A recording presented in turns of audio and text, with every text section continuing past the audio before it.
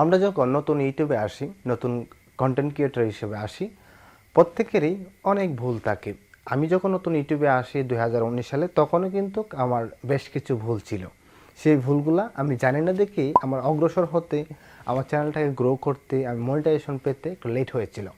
So আজকে most 5 important ভুল রং আপনাদেরকে শেয়ার করব, যে ভুলগুলো আপনারা প্রতিনিয়ত করে যাচ্ছেন, বা যদি নতুন ইউটিউবে আসতে চান এই ভুলগুলো সম্পর্কে আপনাদের জেনে আসেন, তাহলে আশা করি আপনার ইন ফিউচারে আপনার চ্যানেলটাকে মনিটাইজেশন করতে বা চ্যানেলটাকে গ্রো করতে কোনো ধরনের সমস্যা হবে না। সো অবশ্যই চ্যানেল নতুন দর্শক হয়ে থাকলে আমাদের চ্যানেলটাকে সাবস্ক্রাইব করে পাশেই থাকবেন। বরাবরের মতো আমি আছি রুদ্র। সো ইউটিউবের বিভিন্ন টিপস এবং টেকনিক্যাল নিউজ পেতে আমাদের সাথেই থাকতে পারেন। ভিডিও শুরুতে অবশ্যই ভিডিওতে একটা লাইক দিয়ে অনুরোধ থাকবে ভিডিওটা ইন পর্যন্ত ওয়াচ করার জন্য। সো আজকের আমাদের মূল বিষয় হলো যে আমরা ইউটিউবে 5টা কমন ভুল সবসময় আমরা করে থাকি যারা নতুন কন্টেন্ট ক্রিয়েটর হিসেবে ইউটিউবে আসে। এই 5টা ভুল কী, সেই 5টা ভুল সম্পর্কে আমরা জানব। 1 নম্বর হলো more video upload without routine. আমরা মনে করি যে একদিনে 10টা অথবা 20টা ভিডিও আপলোড করে দিব, আবার 15 দিন পরে আমি ভিডিও আপলোড করলাম না, অর্থাৎ আমি অনেক ভিডিও আপলোড করলাম কিন্তু রুটিন ছাড়া। সেটা কিন্তু ইউটিউবের অ্যালগরিদমে আপনাকে ওইভাবে ফলো করবে না। ইউটিউব সেই সব পার্সনকেই ভালোবাসে, সেই সব কন্টেন্ট ক্রিয়েটরদেরকেই ভালোবাসে যারা কন্টিনিউ ভিডিও আপলোড করে যায়। একজন কন্টেন্ট ক্রিয়েটর বা ইউটিউবার আপনাকে সাজেস্ট করলো যে ভাই তুই 10 দিনে 100 ভিডিও আপলোড করে দে, করে বসে থাক, দেখবে তোর চ্যানেলটা র্যাঙ্ক হয়ে গেছে, ভিডিও অনেক ভিউজ হবে।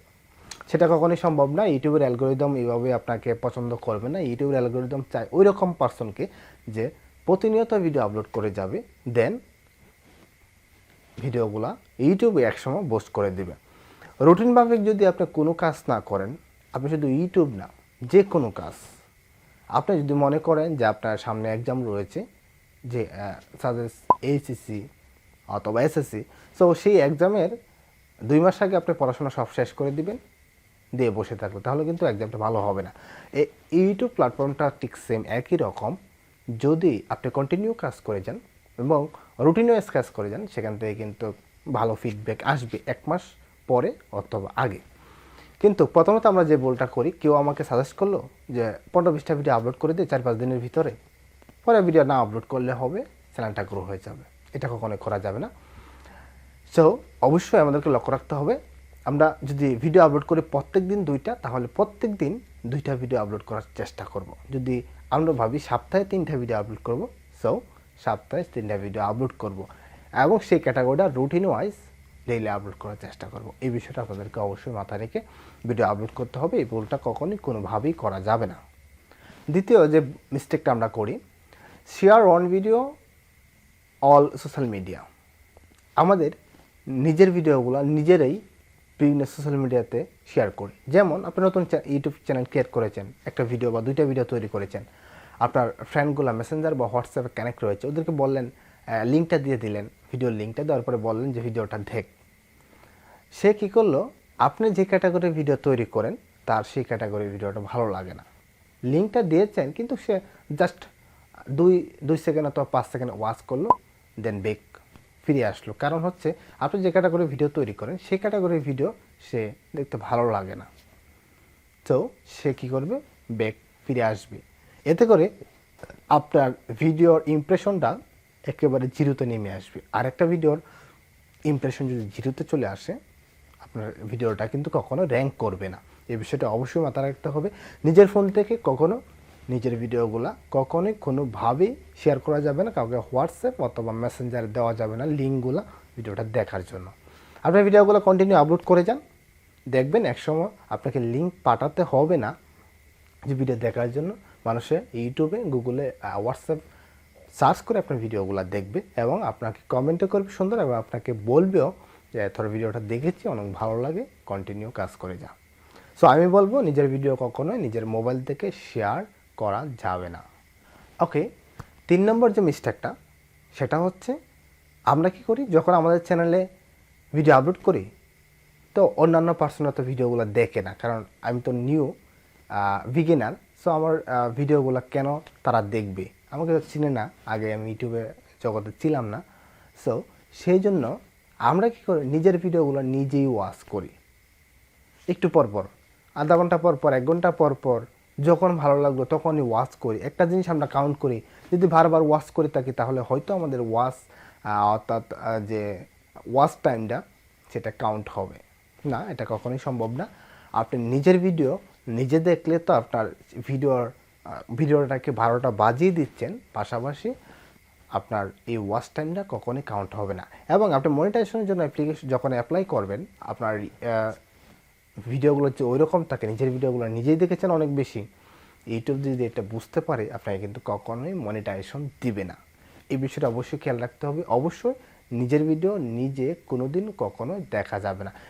এছাড়াও আপনার চ্যানেলটাকে আপনার মোবাইল থেকে কখনো সার্চ করবেন না, এটা আপনাকে অবশ্যই খেয়াল রাখতে হবে।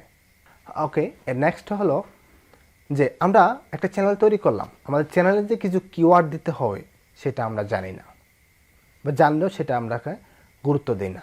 বা আমাদের একটা ভিডিও আপলোড করলাম, সেই ভিডিওটার খুব ভালোভাবে যে এসইও করতে হবে, বা চ্যানেল ভিডিওগুলো যে ভিডিওর কিওয়ার্ডগুলো যে খুব সুন্দরভাবে সেট করতে হবে, সেই বিষয়টা আমরা জানি না, বা ওই কষ্টটা আমরা করতে চাই না। কারণ হচ্ছে একজনে তো আমাকে বলেছিল যে প্রতিনিয়ত ভিডিও আপলোড করে যা, কাজ হবে না।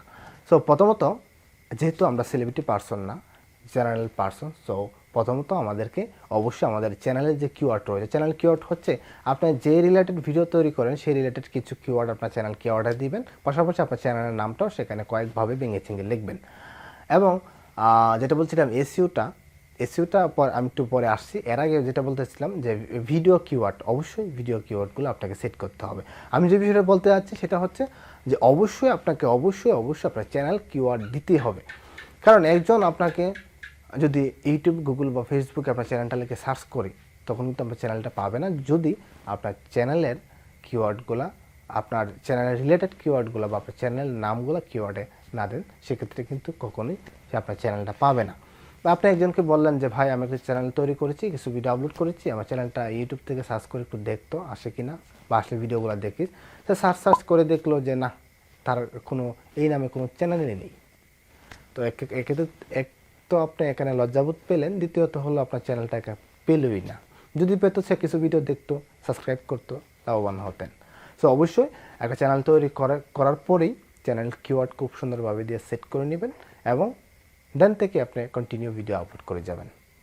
5 নম্বর এবং লাস্ট মিস্টেক যেটা আমরা করে থাকি, সেটা হলো আমরা 2-3 ঘন্টা কষ্ট করে একটা ভিডিও শ্যুট করলাম, এডিট করলাম, সবই ঠিকঠাক করলাম, কিন্তু থাম্বনেলটা 1 মিনিটে তৈরি করে দিলাম। এটা হচ্ছে আমাদের মূল সমস্যা। আমরা এত কষ্ট করে একটা ভিডিও তৈরি করলাম, আর যে বিষয়টা দেখে একটা সামনের দিকটা দেখে, অর্থাৎ থাম্বনেলটা হচ্ছে আপনার সামনের ফোকাসটা, এটার উপরে দেখেই যখন মানুষের ভিডিওটা দেখবে, সেইটাই যখন আমরা কোনো রকম তৈরি করে দিলাম, তাহলে মানুষে কীভাবে দেখবে? সাপোজ ধরেন কোনোভাবে একটা মানুষের কাছে আপনার থাম্বনেলটা গেল, আপনি যদি একটা অ্যাট্রাকটিভ থাম্বনেল না তৈরি করতে পারেন, তাহলে কিন্তু সেই ভিডিওটা মানুষের দেখবে না। অবশ্যই আমি বলবো, সাজেস্ট করব, একটা ভিডিও তৈরি করতে আপনি 1-2 ঘন্টা সময় নেন, কিন্তু থাম্বনেলটা তৈরি করতে এর থেকে অনেক বেশি সময় নেন, তারপরে আপনি ভিডিওটা আপলোড করেন। আমি আশা করব যদি এভাবে আপনি ভিডিও আপলোড করে যান, তাহলে খুব দ্রুত আপনার চ্যানেলটাকে শাইন করতে পারবেন।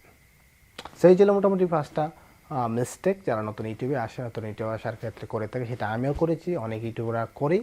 তো সেই জন্য আপনাদের কাছে আজকে শেয়ার করলাম। আশা করব ভিডিওটা ইনফরমেটিভ মনে হলে লাইক, কমেন্ট, শেয়ার। অবশ্যই নতুন হয়ে থাকলে আমার চ্যানেলটাকে সাবস্ক্রাইব করে পাশে থাকবেন। ধন্যবাদ।